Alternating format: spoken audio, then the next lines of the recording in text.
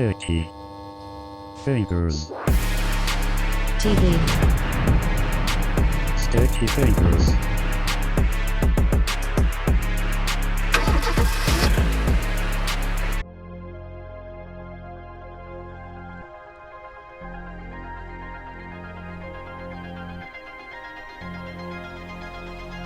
Boom, what up dude? Today we are back with a brand new video. Now today I want to test out the Ride1Up Roadster V3 off-road and also try not to get poison ivy.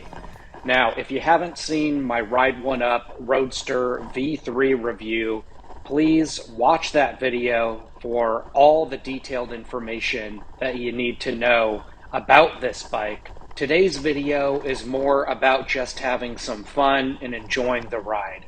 And we've got some cool dirt trails in the Des Moines area, and I wanted to see how the Ride1Up Roadster V3 performs. And my favorite thing about this bike is just how versatile it is. It's a Class 3 e-bike with a top speed of 20 miles per hour on pedal assist or throttle only. And then from there, you can go up to 28 miles per hour on pedal assist.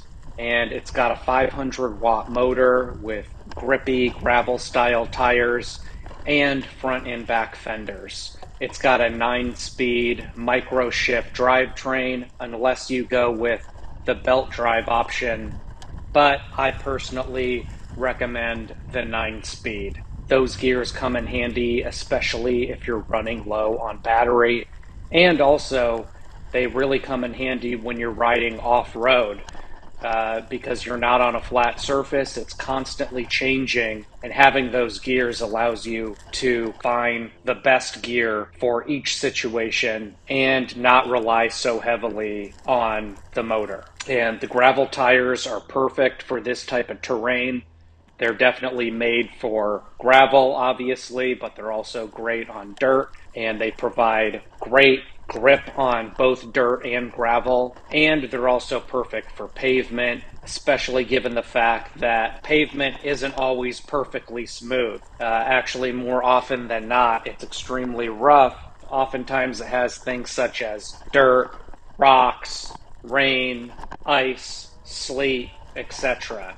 So I feel like I'm kind of ready for anything with these more gravel style tires.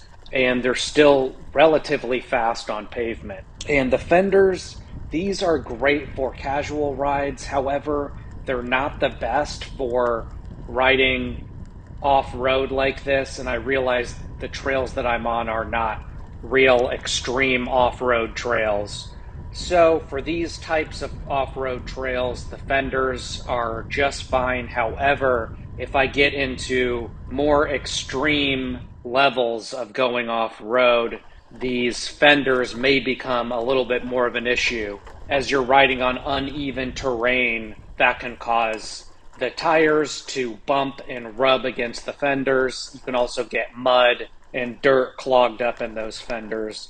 So for me personally, I think I'm probably going to remove both the front and back fenders on this bike when I get the chance. So again, these fenders can be perfect in certain situations. If you're riding on pavement and it starts to rain, these fenders are going to do a great job in protecting you from muddy water spraying up onto your clothes.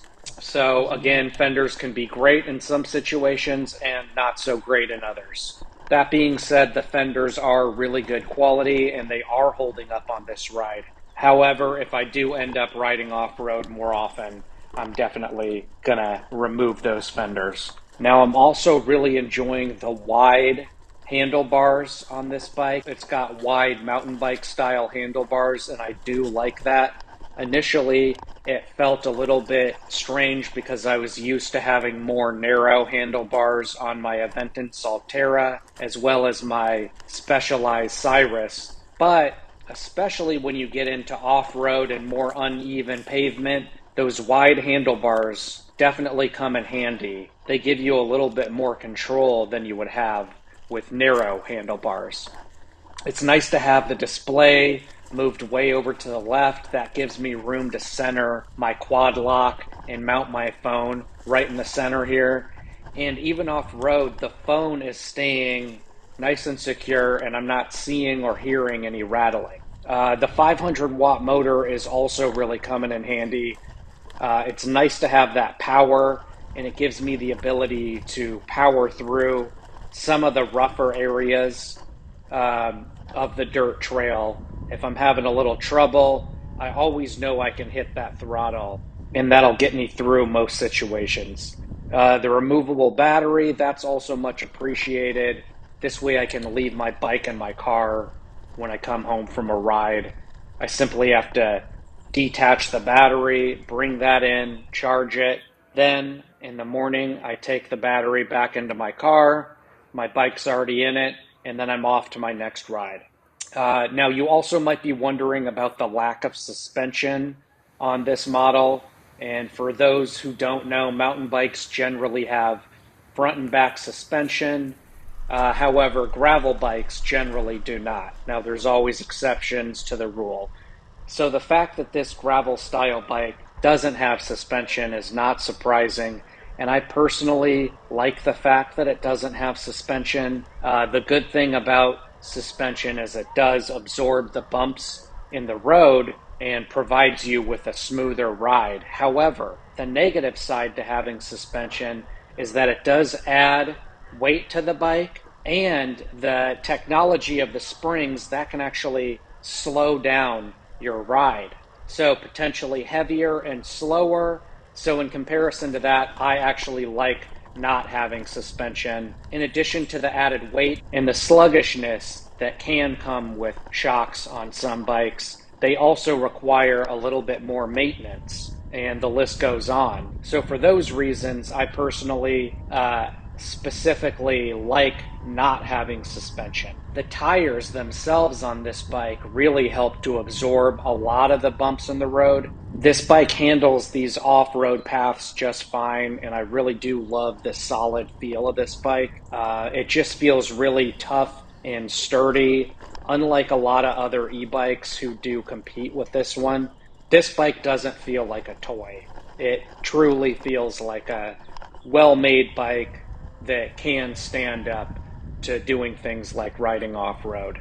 So this bike is incredibly versatile, and that's why I like it. I can take it on a long ride on a paved bike path or street, and I can also take it on all kinds of off road and gravel dirt paths. So the bike feels really well equipped for any situation that I can throw at it. And the battery is also really incredible. And the amount of time that you get out of riding it really depends on a variety of factors.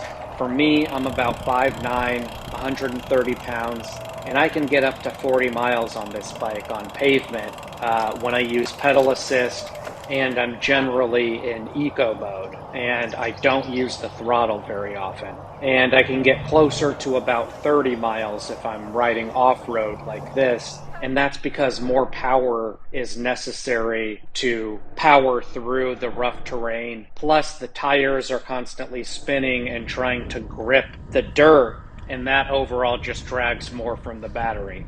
So, the only thing about that is you just need to remember, if you're going to ride off road, you need to just keep in mind that the battery is going to be a little bit shorter, and you just need to prepare for that. Now, other things that can impact your battery life would include things like weather conditions and the amount of hills that you're climbing, etc. And you also got to factor in the wind and all that stuff. So overall, I'm really enjoying this bike, and it does really feel like the perfect all-around type of bike. I can see myself taking this bike on a lot more of these off-road trails on a regular basis this summer and into the fall out here. And if you're interested in getting a Ride1Up Roadster V3, so if you're interested in getting a Ride1Up Roadster V3 for yourself, please use my link in the description below. That just helps to support my channel, and it's very much appreciated. So what do you guys think? Do you think that the Roadster V3 is the perfect gravel style e-bike Does it have all the features that you would want? I want to hear what you guys think in the comment section below. Thank you for watching this video.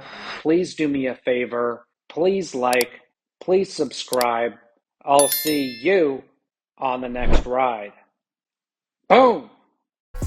If you want a new electric bike, use my links and discount codes in the description below. Also, please like, subscribe, and say what's up in the comment section below.